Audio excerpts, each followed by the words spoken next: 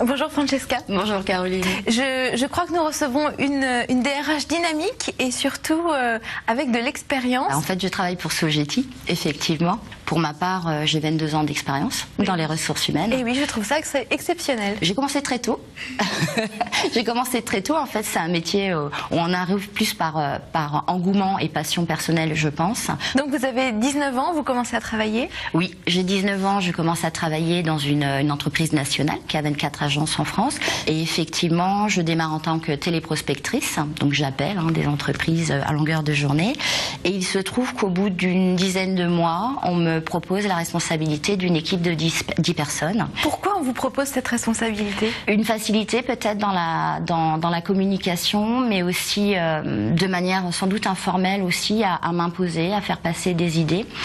Il y a eu des moments un peu compliqués parce que quand vous êtes amené à coordonner une équipe qui est antérieure à votre propre arrivée, il y a des moments qui ne sont pas simples. Et puis l'âge aussi, j'imagine qu'il n'y en a pas beaucoup qui avaient le même âge que vous. Oui, mais je pense que j'étais déjà un peu vieille, en réalité, dans ma tête. Je pense que je devais avoir une posture, un comportement qui devait forcément dégager quelque chose qui ne me rendait pas illégitime. Il faut quand même avoir confiance en soi dans ces cas-là.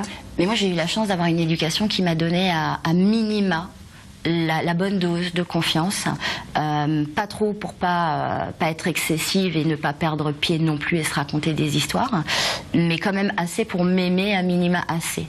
Et ça, c'est vraiment l'éducation de ma mère. Je pense que ma mère est une femme qui a pris des décisions de s'éloigner de sa famille, d'une tradition, de m'éduquer seule, de créer de nouveaux codes, forcément par rapport à ce qu'elle a connu, avec beaucoup de peur. Mais ce qu'elle m'a laissé, en fait, c'est que la peur n'est pas un frein. C'est un moteur. Ça a marché? Ça a fonctionné très bien. À 23 ans, je suis nominée en tant que responsable de recrutement et de formation, mais adjointe France, en fait, toujours dans cette entreprise. C'est une expérience extraordinaire qui vous confronte à vous-même, à vos pratiques, à ce que vous êtes, parce que d'un coup, vous devez transmettre à d'autres personnes, alors qu'effectivement, vous n'avez toujours que 23 ans et qu'il faut prendre sur vous pour aller raconter à des personnes qui parfois en ont 40 que c'est possible. Et à 25 ans, en revanche, j'étais vraiment à l'aise dans cette démarche.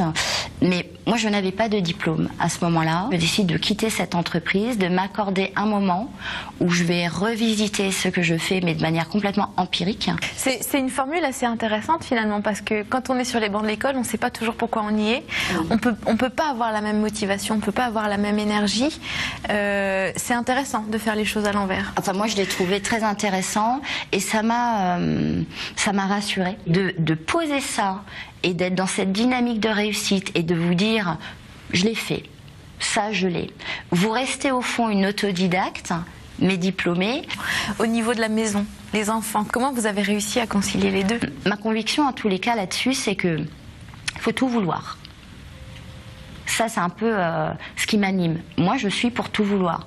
Je veux un développement personnel et épanouissant en tant que femme, et je veux un développement personnel et professionnel. Quels sont vos petits trucs? Comment vous avez réussi à concilier les deux finalement? Mine de rien, cette femme indépendante qui est ma mère est en réalité une béquille importante et fondamentale pour m'aider à gérer ma vie de famille. Je pense que très clairement, c'est un vrai ciment dans ma progression professionnelle. La deuxième chance que j'ai, c'est que j'ai un mari qui considère que je suis une partenaire de vie. C'est-à-dire qu'il est important pour lui que mes ambitions se réalisent, que je m'épanouisse et que je sois heureuse, tout simplement, dans tout ce que je fais. Donc pour le coup, il participe à 100% à la gestion du quotidien et il a d'autres atouts que moi je n'ai pas. Donc ça, c'est important. Après, moi j'avoue que quand je peux rentrer chez moi le soir, quelles qu'aient été les contraintes de la journée, avoir mes enfants, des choses très tangibles contre moi qui ont besoin que moi je sois solide, etc., ça vous remet les pieds sur terre immédiatement, quoi. C'est-à-dire qu'à un moment donné, votre parcours professionnel est important, mais la réalité, elle est chez vous. Merci. Merci.